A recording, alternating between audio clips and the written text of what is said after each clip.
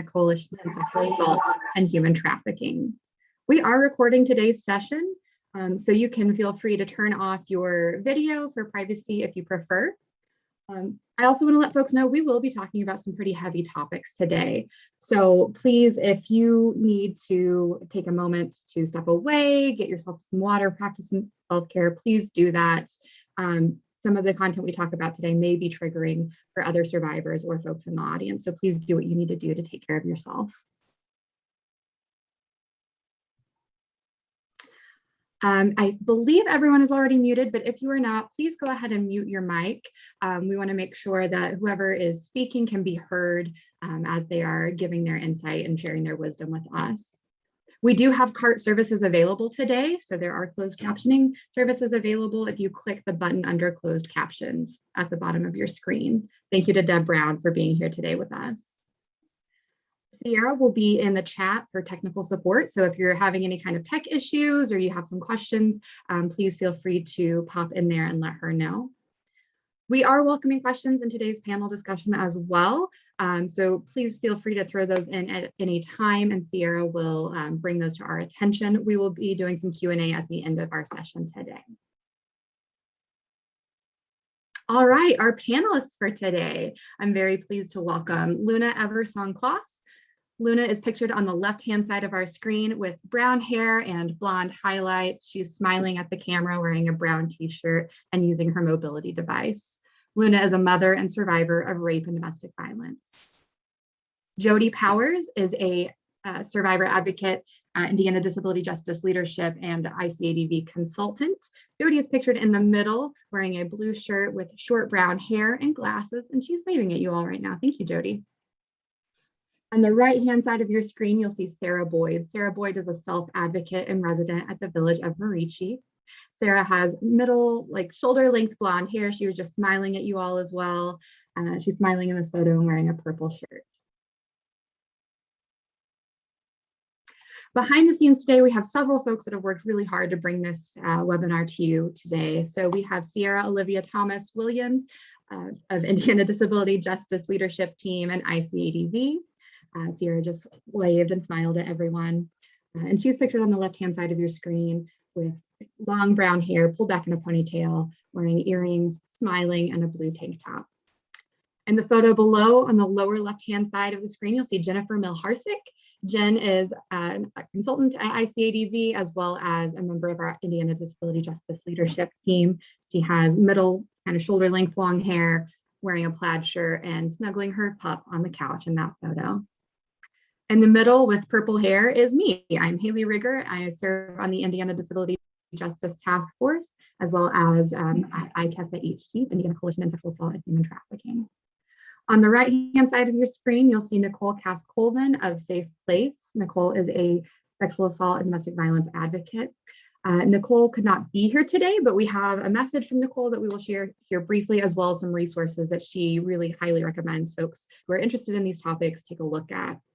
And last but not least, we have Sister Jackie McCracken of the village of Marici. Sister Jackie will be supporting Sarah in today's webinar. All right, so since Nicole, as I mentioned, couldn't be here today, she has tons of resources that she has provided for us on primary prevention and sexual violence. So we will be throwing this link into the chat that you can access all of these cool resources that you're seeing on the left-hand side of the screen through that one link. We will also send that out to folks after the webinar has completed. All right, so now we'll go to our brief message from Nicole to get us started on today's webinar. Hello, my name is Nicole Cass-Colvin. I use she, her, hers pronouns, and I've done advocacy work for 5 years. I've done 3 of those years in the state of Indiana, and I've gotten the opportunity to collaborate a lot with folks from Indiana Disability Justice to serve survivors with disabilities. I've been able to walk with quite a few survivors with disabilities on their healing process. And I was able to be a panelist on the first webinar in this series. And so unfortunately, I'm not able to be here live with you today, but Sierra and Jen asked me to talk a little bit about some of the challenges within serving survivors with disabilities. So I wanted to touch on a few of the main things that I've seen in my advocacy career. And so I think some of the challenges are threefold. So systemic, societal, and within our agencies. So as far as society, of course, we know that violence thrives with oppression. And we know that survivors with disabilities and people with disabilities are oppressed and victimized at really high rates. So we know that just kind of the way things are, folks with disabilities may be the most at risk for sexual violence. Additionally, we know that our systems are not set up in a way that's accessible, inclusive, or supportive for survivors with disabilities a lot of times. So when I say that, a lot of what I think of is that our legal systems, our criminal justice systems, our support systems, first of all, they're really focused on like this fast pace. Like you do a quick interview, you get in and out, your court case is quick, you know. A lot of folks just want to get in and out of the courtroom. There's not a lot of time to think or speak, which isn't accessible to everybody. Additionally, it's expected that people are able to speak vocally and to tell about their experience, and not everybody does communicate vocally. And so that can be a huge barrier. We also know that a lot of the processes really rely on linear narratives, and not everybody thinks linearly, not everybody speaks linearly, and I've noticed, especially with survivors with disabilities, there may not be a linear narrative. And I, like in my work with survivors, I am normally able to glean, you know, what that person is talking about, what they've been through, but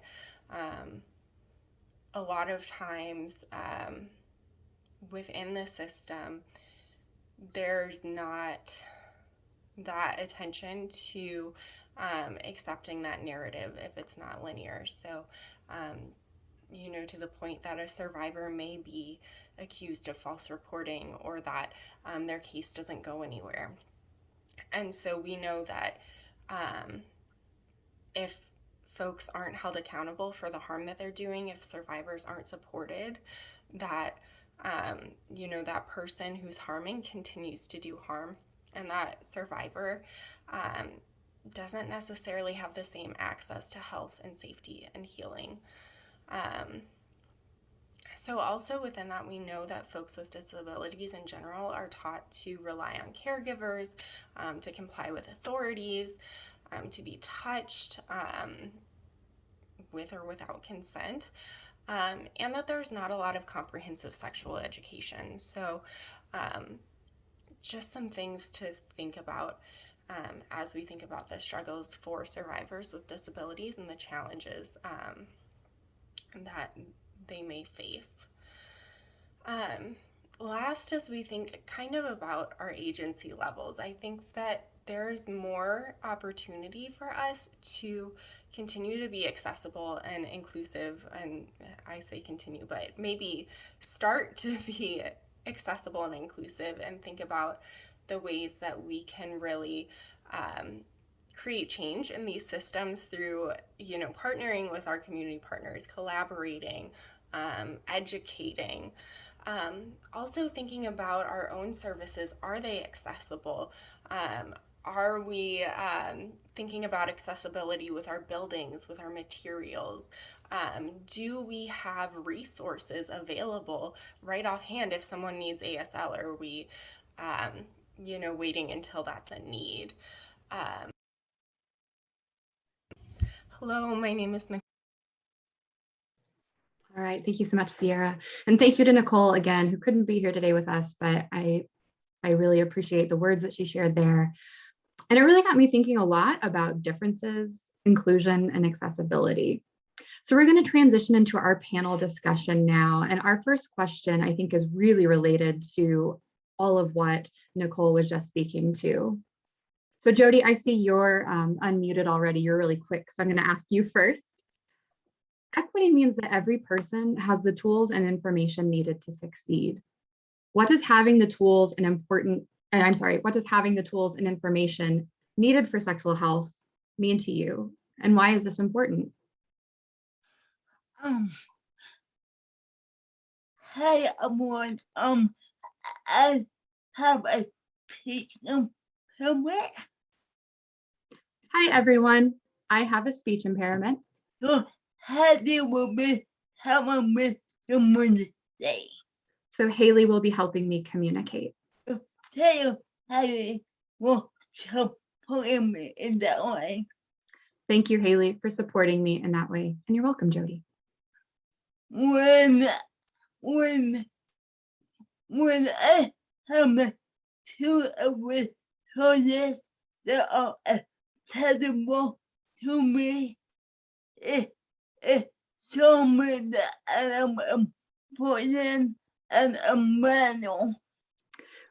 When I have services that are accessible to me, it tells me that I am important and that I matter. Too often when somebody take more than words. Too often when somebody, I'm sorry, what was the next part? My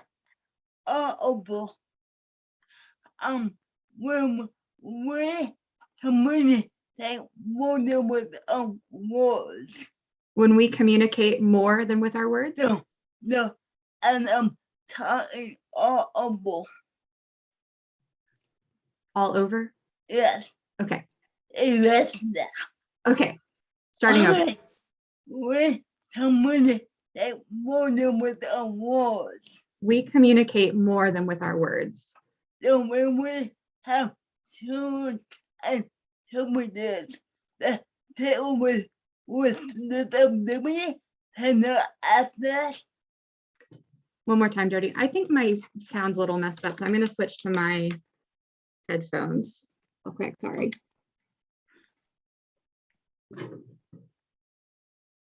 Sorry, try again. When we do not have competence and tools accessible. When we do not have services that are accessible. We are coming table that the needs don't matter. We are telling people that their needs don't matter. And they this and they are too much trouble to make the effort. And they are too much trouble to make the effort. When we teach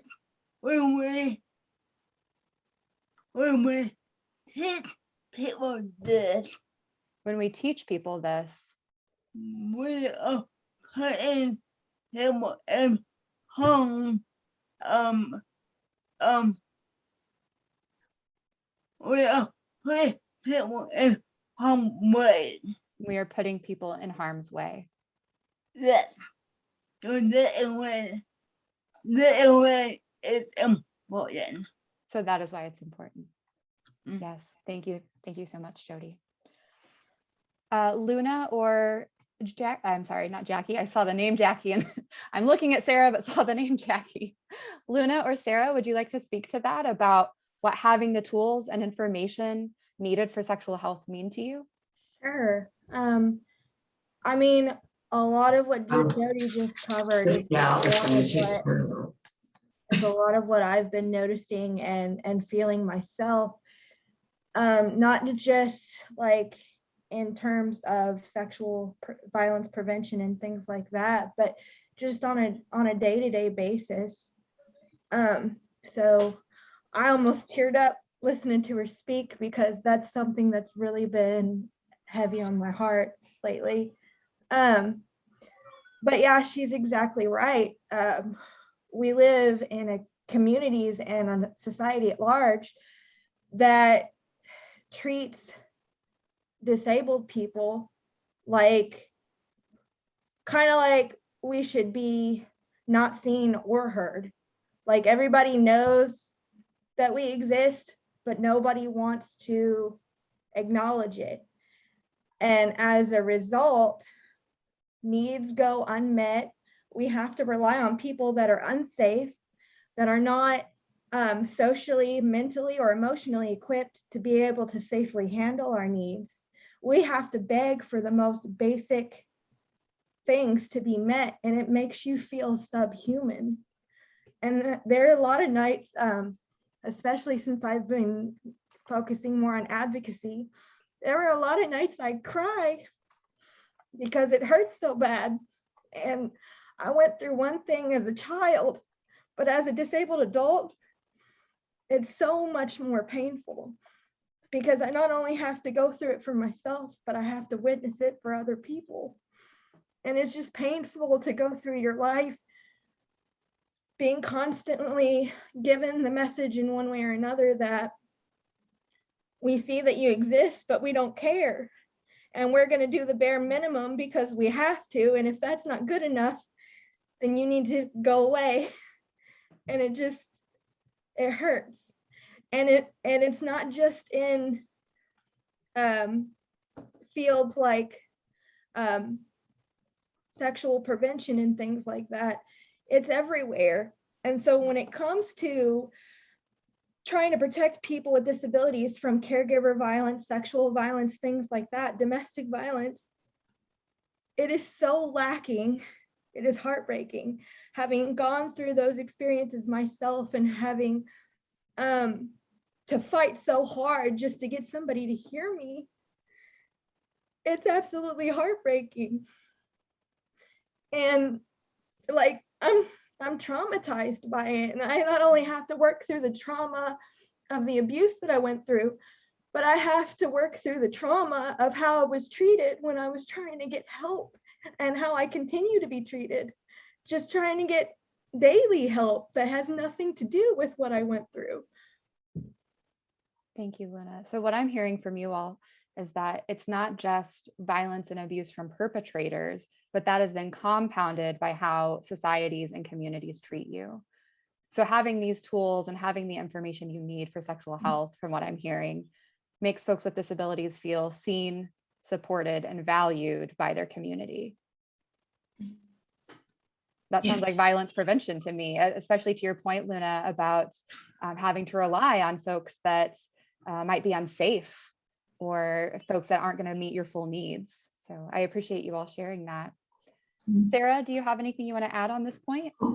I'm just, yeah, I mean, it is hard to people don't listen to you, but it's easy to people do listen to you. It makes it more easier. So people would help you. So it's easier for you to access resources when folks listen to your needs. Yes. Yep. Yeah. Thank you for sharing that. You're welcome. All right, we'll move on to our next question. Looks like Jody's unmuting. I'm going to give her just a second.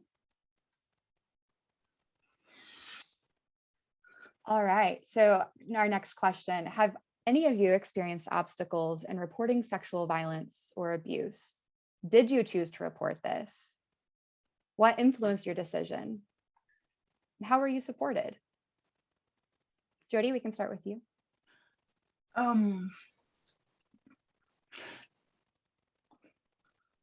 With all of my traumas, When I was in my 20s, that went, I was date raped. and then that was for this time. I was in feel visit her in another home. I did not report it because I was in fear of, what was that last part? A visit her in a nursing home. Of being put in a nursing home. You see, people with disabilities I'm not alone. I'm not alone to mess up in any way. You see, people with disabilities are not allowed to mess up in any way. So I was afraid people would say I put myself in that position. So I was afraid people would say I put myself in that position. Which, by the way, is bullcrap. Which, by the way, is bullcrap. It's minimal on the survival. It is never on the survivor. To take ownership the perpetration. To take ownership of the perpetration. Yes. I said no. One more time, I'm sorry. I said no. I said no. No, that should have been enough. That should have been enough. It was not. And it was not.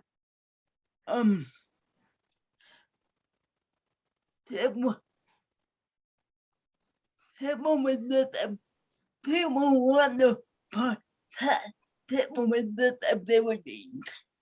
People want to protect people with disabilities. And you and you put us in nursing homes.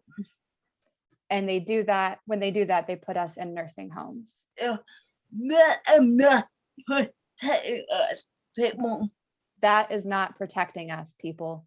No, that is taking away our freedom. That is taking away our freedom. It limits us for other people behavior. That is blaming us for other people's behavior. This is a little bit of the subject, This is a little bit off the topic, but nursing homes are no place for any people wanting to live, but nursing homes are no place for anyone to live. for anyone to live. The treatment is horrible. The treatment is horrible. And when you try to, when people try to protect us for our own good, When people try to protect us for our own good, they're putting us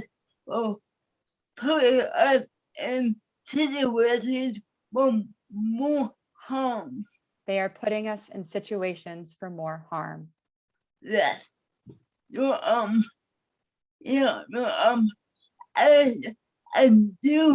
have to end up with my date rape I do regret that I did not report my date rape because I have reason to believe that this individual continue to do harm.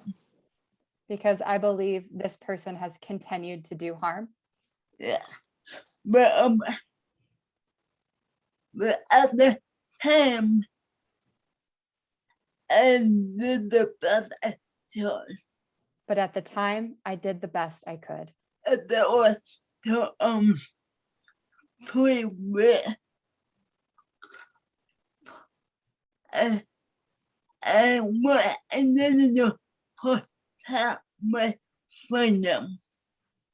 I didn't want to report. I had to protect my freedom. I had to protect my freedom. And I don't want to add something. If you believe and I'm ready to build a deal, yeah. And I want to add something. If you don't want to make a big deal out of it, If you believe if you believe that I was making too big of a deal of that, that I was making too big of a deal of that, I'm not. I was not. 2 years later, 3 years later, yes, I had another situation, I had another situation, and this was reported to the police. and it was reported to the police. No, I was reporting it. I was reported. No, I was reporting it. I was reporting it. I was put in. No, I was reporting it. I think she I said you reported it. Yeah. Okay. And and then the police threatened him with ability to live alone. And then the police Threatened, trusted him. threatened to USTIONED. threatened. No, to Oh, USTIONED. questioned. My ability to live alone. The police questioned my ability to live alone. That song that was 3 years ago with Phil was correct. That shows 3 years ago, my fear was correct. That the feel of union of freedom is a big reason why people with disabilities not with home. So fear of losing their freedom is a big reason people with disabilities don't report harm. Yes, thank you. Thank you so much, Jody, for sharing that experience. So you want to raise your hand, maybe? Sure. Hi, Sarah. Yeah, you can go next. I did not report mine thing, but I was raped, and but I did report it. Somebody else did, but I did tell people around me what happened and what it was. So, and I was told the police came and all that stuff. So yes. And how did your parents react? And Well, the police came and they talked to me, and my parents react about, like, they was probably mad at me, maybe, or something that, right, like mad, like, is that right, like mad at me, or well, they were just angry about the whole thing. yeah, angry about The whole situation. about what happened and all that stuff. And they made you move back. Yeah, home? and then I went back to my mom's house for a little bit. So yeah, because I had to pack up my stuff and moved to mom's house, and then I was able to move back into my apartment. So And you got help through. I got help through I saw a therapist, and I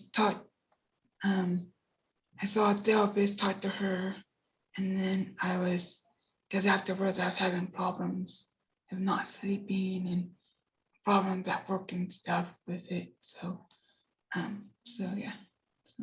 So Sarah, you were living independently and you went and stayed with your mom for a little bit, but then you were able to go back to your own space again? Yes. Yeah. That's very good to So, hear. yeah. So But you did not get really the support you needed, do you think? I think I did. You did get support? Yeah. I got support because I had a job coach that I pretty much saw every day, pretty much, and she was she heard about it because she was there, and I saw her and talked to her stuff about it and stuff like that. So yeah. So you had support from your family, from a therapist, and from a job coach. Yes. Very good. So, yeah. How important was that support for you? It was good. It was really good. So yeah. So it was very relieving. What about the village? The village they wasn't really supportive with me 100%. They was kind of how you say, what, mad or disappointed or something. Well, yeah, it was just a difficult situation. It was a strange situation. I don't know if everybody can hear me, but right, Sarah was living at the village and this happened at the village, right? And so it made for a very conflicted event for us. But there were people here at the village who guided you, Sarah. Yes. Yeah. Yeah. To support you. Yes. Yeah. So you definitely had some struggles, but you were able to find a good support team. Yes. So yeah. That's not to hear. Thank you for sharing that, Sarah. You're welcome. Luna, do you have anything to add on this? Yeah. My experience getting help for my most recent assault, which resulted in, which I don't know, should I issue a trigger warning? Sure. Yeah, because I might talk about some stuff that is triggering, because my most recent assault is what resulted in the birth of my first son. And my experience is more aligned with Jody's. I didn't have a lot of help.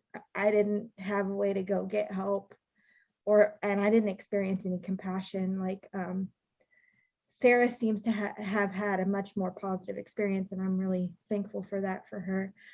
But so let me just skim over the question. So I encountered a lot of obstacles from the moment it happened to, you know, like months after my son's birth, and it's ongoing, to be honest, because there's a child involved.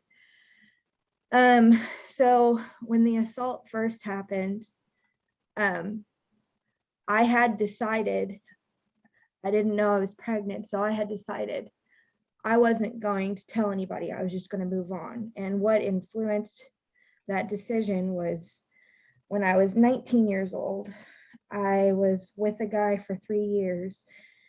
And then one night he convinced me to drink with him and his cousins. They drugged me, they gang raped me. And I tried to get help for that, and nobody would help me. We used to have a place where I'm from in Madison, Indiana, called Turning Point. And I went there after talking to another girl that he had tried to assault, and his friends coming forward and showing support for me. I went there after trying to file charges several times. I finally went there. They said I could speak to an officer. The officer didn't show up, but there was an advocate there that said I could speak to her. At the end of it all, she said that if I tried to take it to court, a jury would find me at fault because I chose to drink. And although I don't remember much about the assault, and I definitely don't remember consenting to having an audience or anyone else participating, I said that I did remember consenting to sexual relations with my boyfriend at the time, but that's not what ended up happening. And I'm pretty sure I was drugged because I knew how much alcohol I could handle, and given what I knew I drank, there's no reason for me to have complete memory lapses, blackouts of the event, things like that. And she basically told me it was my fault. And I had already been told that I had to go to a mental health inpatient facility because I had had a mental breakdown after it happened. And the nurse there during a group therapy told me that it was my fault. And just after going through all that, and my parents not being very understanding, my friends not being very understanding, and constantly hearing, how can your boyfriend rape you? How is it rape if you were dating him? So when the most recent assault happened and I didn't know I was pregnant, I decided I wasn't going to tell anybody because I didn't want to go through that again. And my experience with law enforcement previously, I didn't even want to go through that again. And I was like, I'm never letting him around me. I'm not going to tell anyone. He'll never be around me again. And then I found out I was pregnant a couple weeks later. So then it was like, what do I do now? And I was still afraid to tell people, but I was reaching out in some ways, letting people know that I was being abused, and nobody did anything. And I even would get anonymous messages from people on Facebook saying, well, if he's so abusive, why are you still with him? Why are you letting him come around?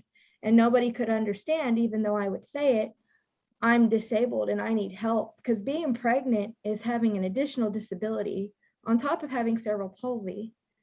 And I went the first 6 months of my pregnancy trying to do it on my own, but I got to a point where I needed so much help on a daily basis and I didn't have anyone to do it. The only one willing to do it was my abuser. So I let him come back around to help me. And after my son was born, I still wanted to tell someone. And I remember laying in the hospital debating on whether or not I should go get the nurse and tell her when he wasn't around me. But I was just, the whole time I was afraid if I told someone, he would get in trouble, I would get in trouble, or like I wouldn't have help anymore. And I didn't know what I was supposed to do. And I felt like I had to protect my abuser, because in protecting my abuser, I was protecting myself and my survival and my son's survival. I even explored things like adoption, but because of Indiana's laws, if he had wanted to, he could have stopped it and I would have lost my son forever and I wouldn't have been able to protect him. And because how the law sees it is, if I'm willing to give him up for adoption, if the father wants them, they get custody. So I felt like I was forced to give birth and keep my son, even though it was going to make my life harder, just to protect him from a rapist. And I tried to continue to get away from him even after the baby was born, but again, I couldn't find resources I needed. The resources I had found didn't want to help me because they were primarily geared towards elderly people. And I had experienced not only ableism, but ageism. The woman that I had spoke to, I forget the name of the agency, but she showed up at my house unannounced. My son's father was there because I needed help and I didn't have anybody else. She showed up unannounced, and we weren't married or anything, so he shouldn't have been able to have any input whatsoever, but she let him have input despite the fact that I explained to her that we weren't together, that I was trying to get away from him and trying to be more independent. She let him have so much input that she told the family support specialist that I had at the time that they were denying me services because I had someone in my life willing to do those things for me, and it didn't seem like I needed them. So she literally said, oh, we're not going to help her because the person abusing her is helping her. Like, and it was just so hurtful. And I remember getting in trouble with my family support specialist. And even she was like, why was he at your house? Why don't you just cut him off? And I told her, I said, I can't cut him off until I get viable resources. Those have to be in place first because he's all I have. And even after my son was born and I had gotten another place of my own, he had tried to assault me again. And I had tried to report those charges and they never went anywhere. There was even a recording that I had managed to get of him admitting to it, and the police never did anything. And there's supposed to be protections in place in Indiana so that survivors can't drop charges for things like that. But 4 months later, he threatened me and drove me down to the police station. I went in, told them I needed to drop the charges.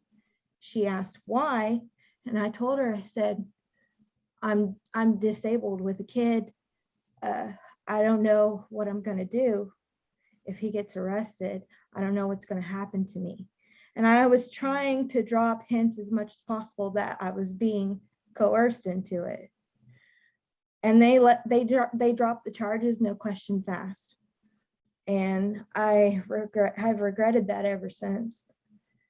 And it just, my experience where I'm from, it just seemed like nobody really cared at the end of the day. Nobody really wanted to deal with it at the end of the day. So everybody just took the easy way out. And I finally did get people listening to me, but it was staff from Wellstone, which I was forced to go to under false claims. And that whole situation was really traumatic. But they believed me about the abuse because they saw the evidence. And they even tried to get Adult Protection Services involved, but Adult Protection Services never did anything. And when I called them a couple months later to follow up, because they had told me at the hospital that Adult Protection Services could press charges for the violence, I called them to follow up and they said, oh no, we don't do that. And I said, well, what do you do? And they're like, oh, we provide pamphlets and resources so that people can find services to get out of their situation, and you're already out, so we don't need to help you. And so that was really upsetting. Really, at the end of the day, the person that provided the most help to me and fought for me the hardest was a social worker from Child Protective Services. And she initially got called in to make sure my son was okay, saw my son was okay, saw that I was the victim. And if it wasn't for her, I don't think that I would have been able to get to the place where I was able to get a temporary protective order. I was able to go to court and testify and do all those things that have led me to where I am now, where although my abuser has parenting time with my son, the Indiana court system has decided it's not appropriate for him to have any legal rights or anything outside of that, which isn't a typical agreement, even in my situation. But getting the court system to realize the gravity of what I'd went through was extremely difficult. They don't have the education or the resources to even realize how big of a problem this really is. So yeah. I encountered a lot of really traumatic obstacles. Thank you for sharing that, Luna. What I'm hearing from this conversation, so often we already know, because of the culture that we live in, survivors feel, and if we're honest, survivors already know that they will likely be disbelieved or blamed for the harm that they experience. But compounding on this, survivors with disabilities also have to worry that their independence will be taken from them, that they will lose autonomy, that they will lose the ability to make decisions for themselves, or that they will lose access to services and not be provided the things they need. So I appreciate the three of you sharing your stories. I think Luna and Jody, both of your stories really highlight that need for increased accessibility of services and increased education for the community around the importance of folks with disabilities having that independence and autonomy for themselves and determining what's right for them. And then I think too, Sarah's experience also kind of highlights that. Sarah was in a situation where she was believed, she was supported, and because she had a team of folks who were supporting her and access to resources, she was able to maintain independence in her home. So, and yes, I see in the chat here, somebody says our motto is start by believing. Yes, I love that motto. Thank you for sharing, Jamie. Okay, so we're going to move on to our next question. I'm going to go a little bit out of order. I know you all have access to the questions, but there are a couple that I really want to make sure we get to today before we close out. So I'd like to ask you all, how can different organizations work together, best collaborate to work toward increasing sexual wellness, not just preventing violence, but increasing wellness?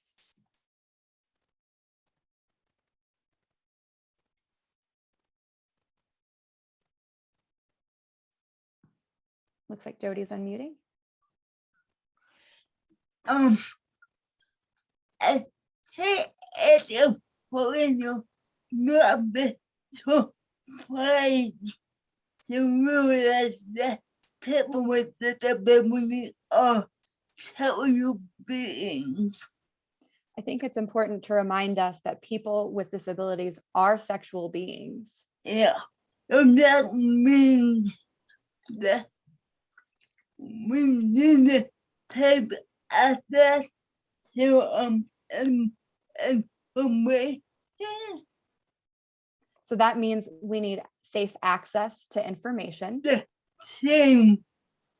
the same access Yes. as everyone else. Yeah. And we need access to birth control. And we need access to birth control. And we need your this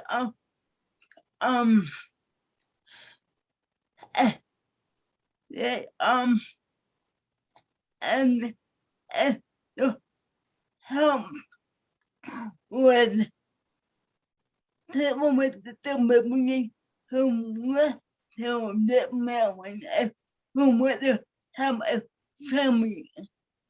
And people with disabilities who want to get married and want to have a family. Yeah, people with disabilities that make great talent. One more time, I'm sorry. People with disabilities that make great talent. People with disabilities can make great parents. And too often when people with disabilities have children, we are judged. And too often when people with disabilities have children, we are Judged. J-U-D-G-E-D. D-U She said judged. judge. Yes, Okay. and people are not happy for us. And people are not happy for us. Wow. By the way, I am not a parent, By the way, I am not a parent. and just have many, I just have friends who are parents. I just have friends who are parents. I see what they do to them. One more time, ask me. I see what they do to them. I've seen what they go through. And then people will come up to them and tell them, what are you doing with a kid? And people will come up to them and say, what are you doing with a kid? What in the world do people have the idea that they can give feedback to people with disabilities anytime in any place? Why do people have the idea that they can say anything to people with disabilities in any place Here, anytime. at any time? And another example that community is not respected. And another example where our community is not respected. And another example, It is another example. yeah, and I will be honest, and I'm 40. And I will be honest, I am in my 40s. Yes, and parents with disabilities are more common today. Parents with disabilities are more common today.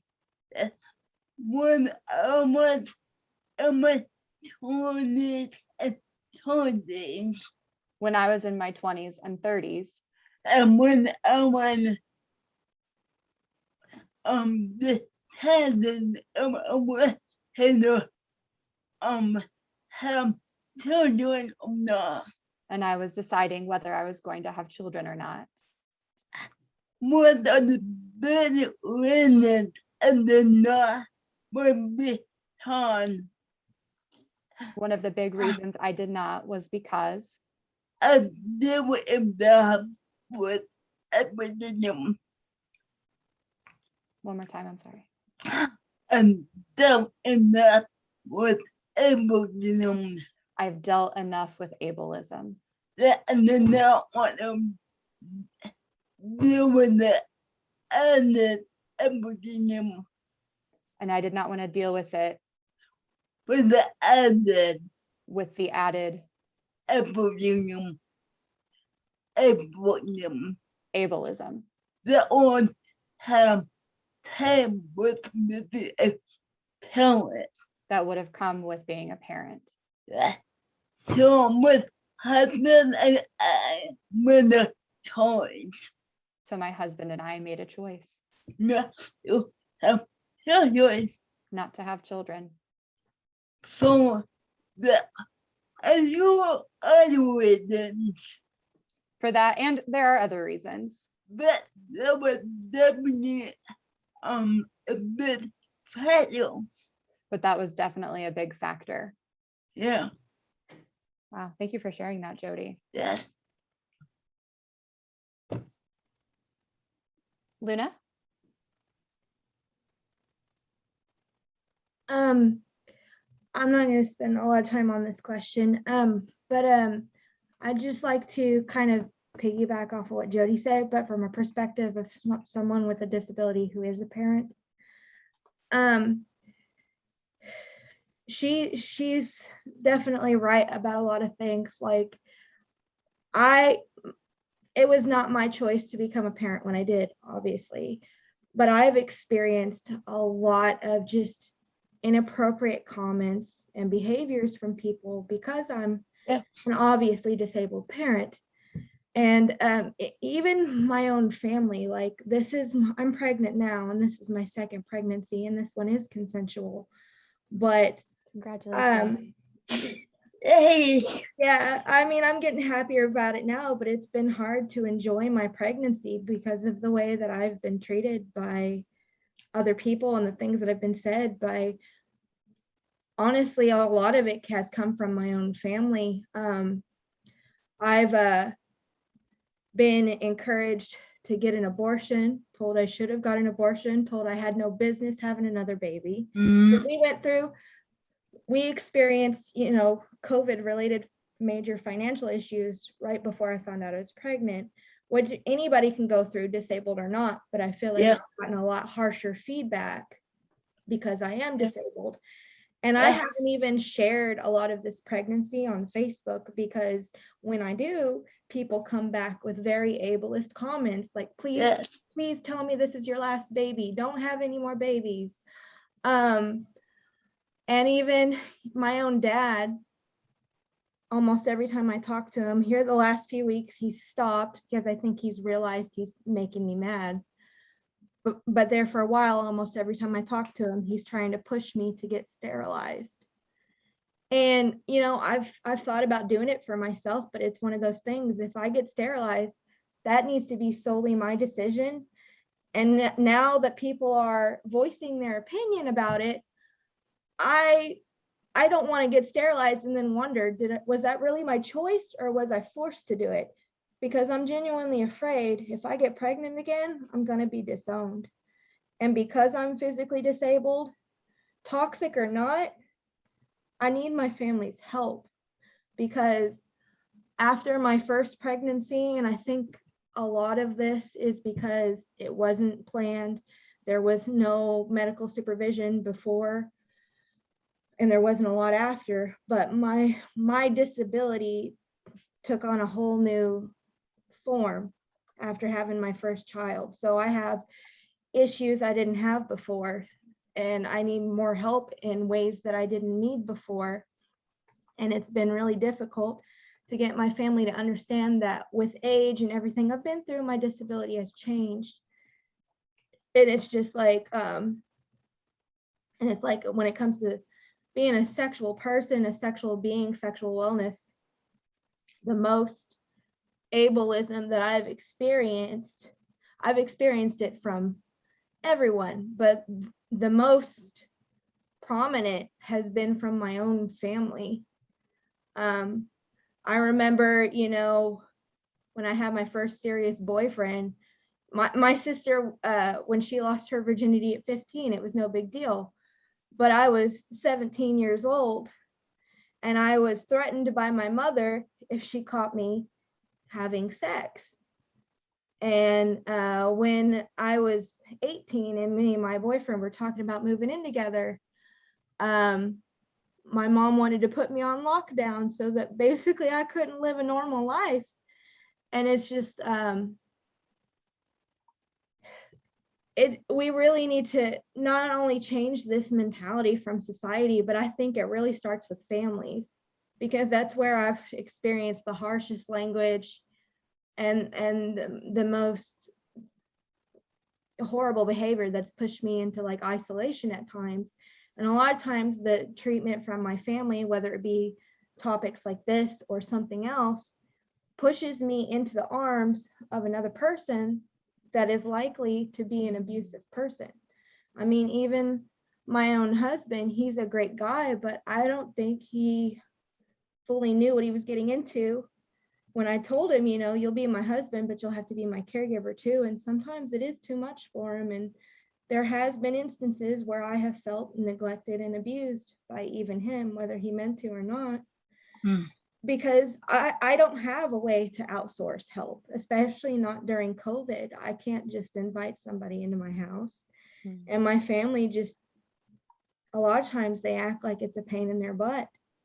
And so I think when it comes to promoting sexual wellness and prevention of violence, things like that, it really starts within our own families. Like our family members need to be able and willing to participate in some of these services, these discussions, because I mean, if you don't have a good foundation there and you're being abused in that environment, you're going to go out and continue to be abused by others who don't have as much of an investment in you as your family's supposed to.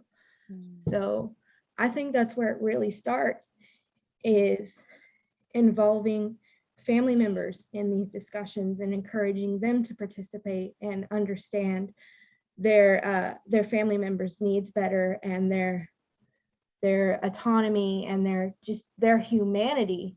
Because I think a lot of able-bodied people forget that we are humans with the same desires, wants, and needs as everybody else. So I'm hearing you say that organizations can best collaborate by engaging family members to talk about sexual wellness for folks with disabilities. Okay, thank you for sharing. Sarah, did you want to add anything to that point? I think it's good for people with disabilities to use protection and to use other stuff so they won't get like what was it called, Jackie? Prevention. Yeah. Prevention. Yeah, prevention of sex Diseases. Of diseases. So it will like, so we go to the doctor or whatever. So if we don't want to have any kids, or so we can use or protect ourselves, so we won't have any babies. So. Yeah. Thank you for sharing that, Sarah. I'm hearing the three of you say that it's really important for folks with disabilities to have a safe space and safe people that they can go to ask questions, explore their options for contraception, for family planning, for prevention and protection of disease, and really to get information about their sexuality and sexual health. All right, thank you all for sharing your insights. So we are going to move to our last question. I can't believe we're already at 2 o'clock in the afternoon. This hour has flown by. But our last question, we want to leave the audience with something that they can take with them. So could the three of you suggest an action our audience can take today, this week, or this month that can move us toward a vision of sexual wellness for people with disabilities? This is a question I think I was most eager to answer. So throughout my own personal experience, I've noticed a lot of things with structures like law enforcement and definitely the legal system. And I don't know if this can be accomplished this week or this month, but we can definitely start getting something in the works. But I desperately believe that our legal system, our court system, they need resources and education on how domestic violence and abuse and things like that really affect the disabled community. And they don't have it. So I think it would be wonderful if these organizations like you guys and the people watching here today, these organizations that are trying to get this message out would organize like a seminar or something at the police stations in the courthouse, so that we can discuss these issues, share these statistics, so that they can have a better understanding that when a disabled person does come into the courtroom to testify about their abuse, they understand that there is such a greater gravity to that abuse on a disabled person than there is an able-bodied person. Because, I mean, it's a serious situation either way, but there's so much more, there are so many more layers when it involves a disabled person. And I don't think, from my own experience, and I do feel like the court did what they could to protect me in the end, but from my own experience, they really just don't understand that. They treat it like everybody else's situation, and it isn't. And I think there's this mentality, both within the disabled community and outside, that we should downplay our needs and downplay our differences for the comfort of others. Yeah. And I used to believe this. I used to believe that this was appropriate in order to be accepted. But as I've gotten older and realized the damage that is done, it's not appropriate. We should be able to have our differences acknowledged and our different needs acknowledged, and the way things affect us acknowledged fully, without being seen as poor, pitiful, or pathetic. And we should be able to be accepted and have those things acknowledged. And I think tackling law enforcement agencies and the court system and educating them first and foremost is a huge step towards preventing sexual violence and domestic violence in the disabled community, and better understanding how to protect them when it does happen, because I mean, you can't prevent it 100%. It's going to happen, and we need appropriate protections when it does. And they're just not there right now. They might be there in some places, but overall, overarching, they're not there. I mean, you can look at the statistics and see that. Because I know when I went through what I went through, my protective order didn't take into account my disability at all.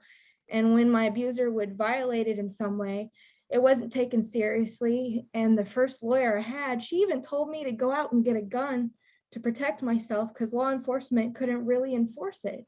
And I'm like, well, I can't fire a gun. I don't have the physical ability to do that. How am I supposed to protect myself? I thought they were supposed to protect me, and they didn't. They never did. And it just, even with that order in place, I was constantly looking over my shoulder. I constantly felt unsafe. I didn't even want to leave my house. And the law enforcement and the courts really need to realize that it's not a one size fits all situation, and that there are nuances here that need to be acknowledged.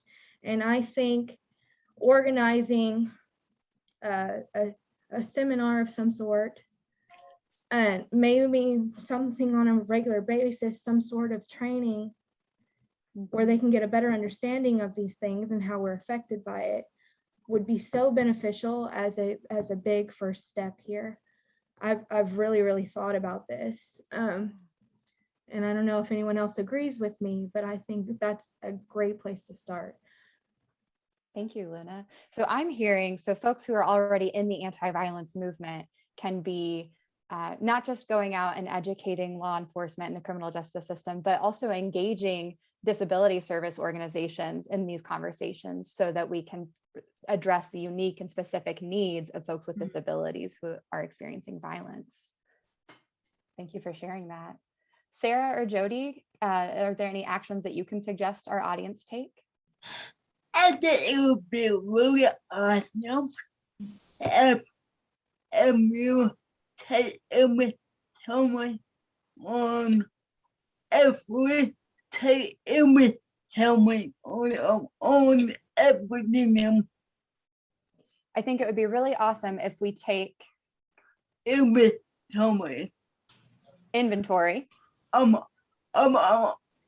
own epidemic. of our own ableism. Will it be primarily Will it be at different levels? at different levels? We can do it individually. We can do it individually. We can do it within our organization. We can do it within our organizations. Let's be honest. How do we feel about people with disabilities? Let's be honest. How do we feel about people with disabilities? Do we feel like they are a burden? Do we feel like they are a burden? And then do we feel like they are less than other people? And do we feel like they are less than other people? When do we not address into accessibility? I'm sorry, I heard accessibility. We need. When do we address? When do we invest? When do we? When don't we? Why don't we invest in accessibility? Yeah. Do we see people with disabilities as sexual beings? Do we see people with disabilities as sexual beings? Do we see people with disabilities as having the same rights to live your life? Do we see people with disabilities as having the same rights? Should they be parents? Should they be parents? And when they related or married? And in relationships or marriages? Yeah, it's really important that we test the honest. I think it's really important that we just be honest. Because until we're honest, we're not going to be able to make the changes that we need. Because until we're honest, we're not going to be able to make the make changes. the changes that we need. I'll be honest. I'll be honest. I had a lot of ableism in my life. I've had a lot of ableism in my life. Yes, people with disability have been ableist too. People with disabilities can be ableist too. I remember growing up I remember growing up and then not want to hang out with people with disabilities. and I did not want to hang out with people with disabilities. And then not want to be associated with them. I didn't want to be in a relationship with them. And then not want to be considered as one of those people. I didn't want to be one of those people. I wanted to fit in with the everybody people I wanted to fit in with the able-bodied people because I was taught from an early age because I was taught from an early age without words without words that able-bodied people were better than disabled people. that able-bodied people were better than disabled people. Yeah, I believe that. And if I can admit that If I can admit that and work through with everything, and work through my ableism, I know that other people can. I know that other people can. How awesome that would be. And how awesome would that be? That would see people with disabilities as fully human If we could see people with disabilities as fully human in every way possible. in every way possible. That would be a great day. That would be a great day. Thank you. Thank you, Jody, for sharing. Sarah, is there anything you'd like to add before we close out? Yes, I would say to learn a lot, learn what you can, and don't based on sex on TV or the movies, because they try to make it look like fun and for people, and it's fun if you want to do it, but if you don't want to do it, then it's not so fun. And just learn what you can and try to move on from it. So. All right, thank you, Sarah. So I'm hearing educate yourself about people with disabilities, educate yourself about sexual health and sexuality. Start by believing. I'm going to go back to that. That was in the comment section earlier. Look inward and reflect on your own internalized ableism. And I'm also hearing we can reach out and educate folks in the criminal justice system, folks in healthcare, folks who are serving survivors of violence, and folks who are serving folks with disabilities. So thank you all for sharing your insights today. As always, it's so wonderful to learn from you. I did want to share, we've got just a couple of resources that we want to share before we close out. So I apologize. I know we're running a little behind schedule right now. I do want to share that on December 16th, we talked a lot about parents and parenting today. So I wanted to share on December 16th, we will have a webinar on parenting under depression, and all of our panelists are people with disabilities. So please stay tuned and come back and check that out. All right, so we do have a few resources to share with you. We're going to look at some suggested advocacy resources that Nicole shared with us.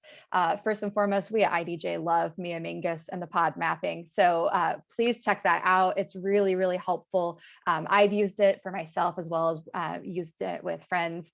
Pod mapping is a really great tool to figure out who are the people that you trust, that you can build deep, real community and relationships with. Who can you reach out to when you have experienced harm or when you have caused harm? who are the resources in your community that you can reach out to. And it helps you just kind of categorize the people in your life and the resources near you, so that you know who you can turn to when you have experienced harm or when you have caused harm against someone else. I also want to share a book called Beyond Survival: Strategies and Stories from the Transformative Justice Movement. This is edited by Ageris Dixon and Leah Lakshmi Piepsna Samarina. They are both disability justice advocates and folks engaged in the anti-violence movement. So these are essays on creating safety and community and tools for accountability. And Mia Mingus and her pod mapping is included in that book as well. Sierra has dropped a link to the resources on primary prevention that Nicole shared with us. We also want to highlight this accessible de-escalation strategy. Again, she's just included that in the chat. So things that you can do to de-escalate yourself, things that you can do to work with a client or survivor who's experiencing maybe a little bit of overwhelm, how you can help them de-escalate. And then lastly, we want to check out accessible needs and strengths-based case planning. So helping an individual identify their health and safety needs, helping those folks identify safe and supportive people, helping them do that pod mapping, resources and collaboration, coping skills, all of those good inventories that folks would need. To view the whole video that Nicole shared with us, we will share that link in the chat as well. And then lastly, please reach out to us, contact us if you have any questions. Please check out our website. We've got a ton of resources. We've got part 1 of our webinar series, lots of other webinars, resources. We have writing and art pieces by folks with disabilities. So it's a really cool thing to check out as well. We appreciate you all being here with us today. And of course, we thank you to our panelists and to everybody that made this webinar possible today. Thank you so much, Jen, for doing the behind the scenes, creating our PowerPoint and making sure everything was running smoothly. Jen and Sierra took care of that. Thank you, Jody, Luna, and Sarah, again, for sharing your wisdom and insight. We learned so much from you. And lastly, here's our funding disclaimer.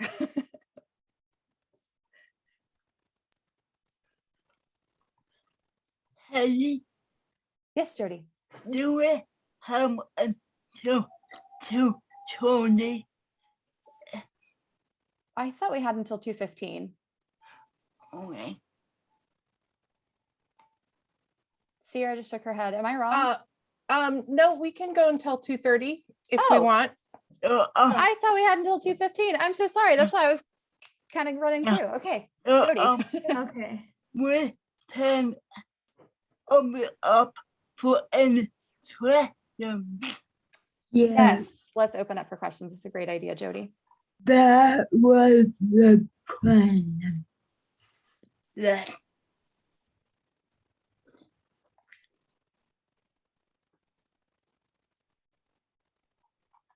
Any questions? Or any comments?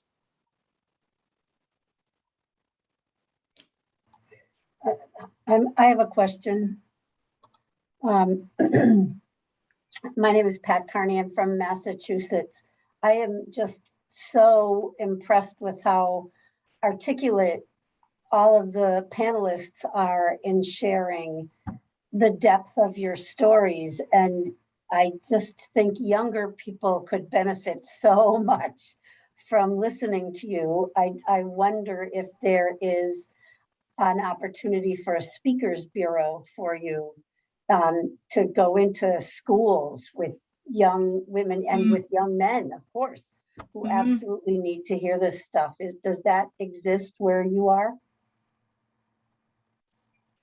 That's actually something that I've been looking into. I'm still looking into it, but it's definitely something I've thought about and would like to do, because I know in schools themselves, there's not a lot of education on domestic and sexual violence, and there's definitely not a lot of education on disabilities. I'm almost 30, so it's been a while since I've been in school, but I know when I was in school, a lot of the disabled kids were hidden away or separated from the rest of the group. I went through it even though I was in regular classes. But yeah, it's definitely something that I've thought about, working with this panel and working with Nicole has definitely inspired me to look into maybe being an independent consultant of some sort for things like this. So it's something I'm still looking into. Thank you. I think it'd be great. I think it'd be great.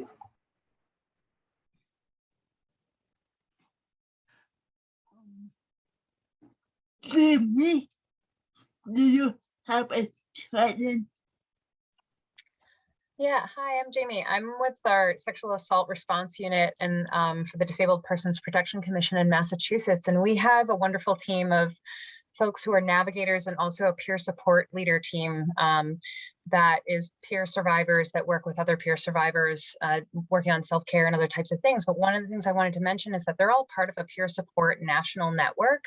And if you want to, I put my email in the chat. If you want to reach out and connect, I would love to get you all involved in that if you'd like to, because we're definitely looking for more seats. There's only like a handful of people. It's hard to find folks with disabilities who are also survivors that are willing to talk about their stories. And you guys do such an amazing job that I think you'd be really a benefit to that board, because they do a lot of work, a lot of advocacy, a lot of education.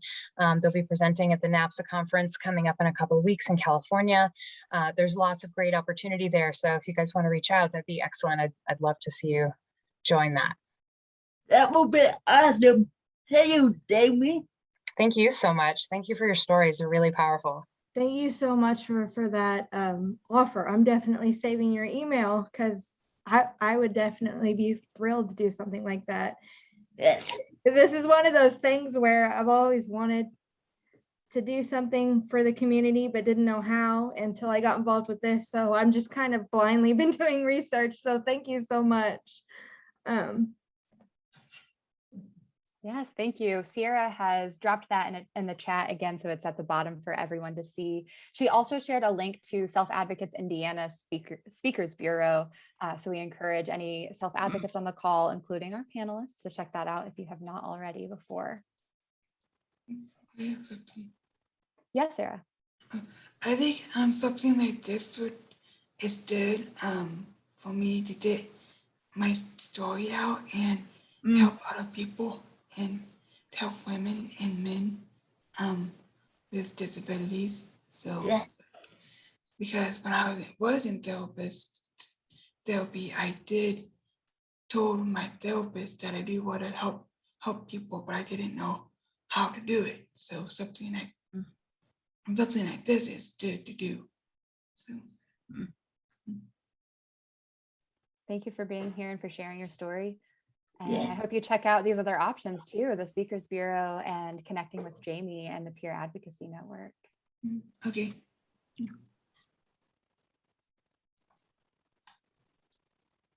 It looks like we've got a hand raised. Rachel, do you have a question? Thank you. I really don't have a question, but I have a comment. And my comment is just to commend Jody, Luna, and Sarah for their brave and courageous and soulful insight on how they just get along the challenges that they encounter in their daily lives as a woman with disability. I'm speaking from Nigeria, one of the most populous Black country in the world. And I have a colleague here whom together we prefer programs for underserved women in rural and suburban communities in some parts of Nigeria to equip them as women with disability, to equip them with basic skills around safety mechanism, defense mechanism, and even just providing them economical support so that they are build their self-esteem, and then they are lifted from any sort of stigma that resulted out of the sexual gender-based violence. So basically, I can really resonate with your fears, because we've actually interviewed most of these women, and when you ask them most of the time, many of them are victims of this because of the fact that a lot of communication resources are not met with them, and the gaps with the government and the stakeholders who are supposed to provide or protect them is lacking. So that's one of the factors among many that we experience in this part of the world.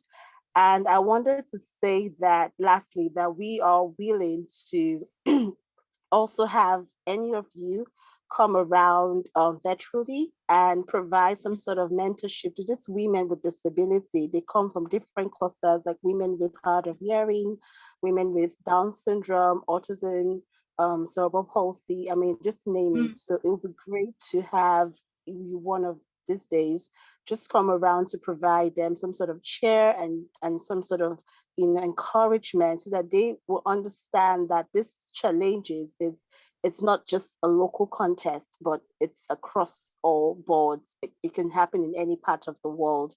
And it's really important for us to see ourselves as support mechanism, whereby when we have challenges like this, we can speak to one another and just remove around put down our geographical differences or sexual or religion differences, and then work together to provide a safety mechanism for ourselves. So basically, I just want to say lastly, thank you so much for this, and we're looking forward to engaging with you in the nearest future. Thank you. Yeah. Thank you so much for sharing that, Rachel. What an incredible opportunity for our panelists. All right, any other questions or comments before we close out for the day?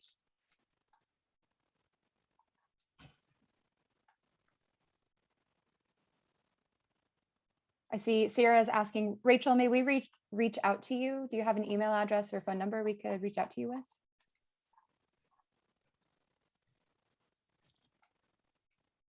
Yes, please. I would share that on the chat box. Yes, definitely will. Thank you so much. I have a question real quick. Yeah. So the emails and things that are being shared, because I'm having to copy and paste, I'm a little slow. So would somebody who's hosting this be able to send me those links and resources so that I don't lose them in the chat? Yes, I believe Sierra is going to send out an email to all participants with our because I want to make sure I'm able to have these email addresses, because I am interested in these opportunities. Absolutely. We'll get that to you. All right. Well, thank you all so much. Looks like we have one more question. Is it possible? I know that we're a little over, but we have one more question.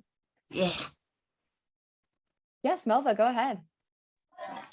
Okay, thank you very much. Just like I had written in the chat, but I just thought to reiterate on it. This has really been really insightful, and I've come to see that the challenges that persons with disabilities face, especially women, those challenges transcends across borders. It's not just the local context, because working with persons with disability in rural communities in Nigeria, they face a lot of these problems, and some of the factors that sort of bedevil these problems or occasion these challenges on them is the culture in itself. I heard a lot of Luna, and she kept talking about some of the challenges also coming from family. And then when these challenges are embedded in the culture, it's a problem, it's double tragedy. And listening to all of you speak has really sort of given more insight into some of the global context to these challenges. And like Rachel said, I think it would really, really be of mutual benefit to have some of you come virtually from time to time to talk to these ladies. Some of them just think that where they are, that's all, it's their problem. They're the only ones going through these problems. And when we interact with them, they would feel like we do not understand some of their challenges because we are not disabled. When we tell them how great they are, they're like, oh, you would say that. I know you love me, you would say that. But they need to hear it. They need to know it. They need to understand it, and they need to believe it. So thank you, women, for being so strong and for not letting what you have been through to change who you are or change your narrative of yourselves. So it's really, really commendable what you do. Thank you so much for being yourselves. Thank you. Thank you so much for saying that. Thank you for sharing. I am so excited, and I appreciate, Melva, that you pointed out that this transcends geographical boundaries. This is an issue globally, both violence and specifically violence against folks with disabilities, and this culture of ableism truly is a global issue. So I appreciate you for speaking out and for reaching out to us and for being here today. I'm so excited. We've got folks from across the country as well. I'm really glad that we were all able to be in community together today. Again, thank you to our panelists for sharing their expertise and their wisdom. Have a great day, everyone. If our panelists would just stick around for a moment so we can touch bases on that. And I can't see, Deb, thank you so much. You don't have to stay for this part. I really appreciate your time and look forward to seeing you again soon.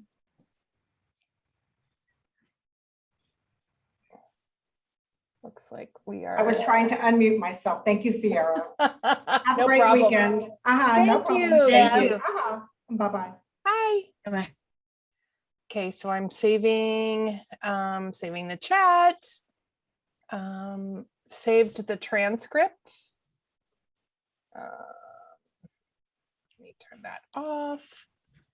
And we'll put Michelle in the waiting room.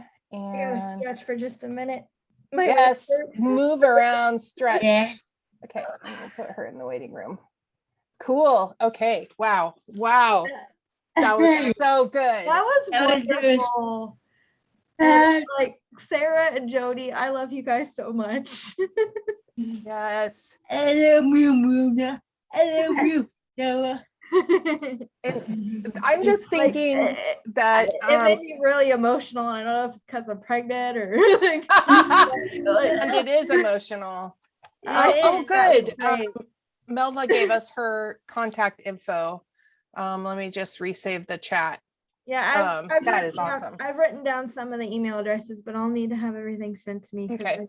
I can't write fast enough. Yeah, and I was just thinking, like, I don't know about the budget this year, but I would like it if IDJ could enable Sarah and Luna to be part of that national effort as representatives from Indiana Disability Justice and, you know, yourself, your own self-interest.